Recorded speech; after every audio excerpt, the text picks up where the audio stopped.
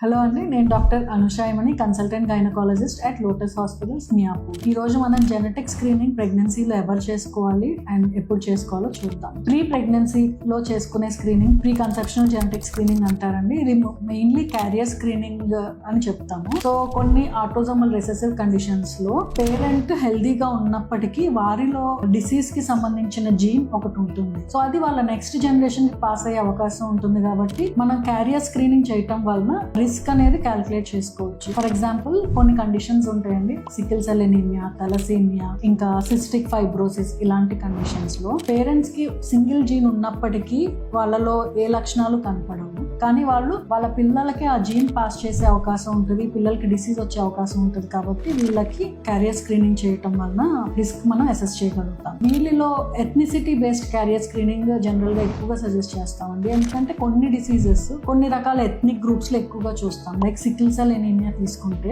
Africans లో ఎక్కువ చూస్తాం, అండ్ ఆంధ్రాలో కొన్ని ట్రైబల్ ఏరియాస్ లో కూడా ఎక్కువగా చూస్తాం. సో ఆ పర్టికులర్ ఏరియాస్ లో వాళ్ళకి క్యారియర్ స్క్రీనింగ్ ప్రీ కన్సెప్షనల్ గా చేయటం వలన రిస్క్ అసెస్మెంట్ అనేది మనం తెలుసుకోవచ్చు.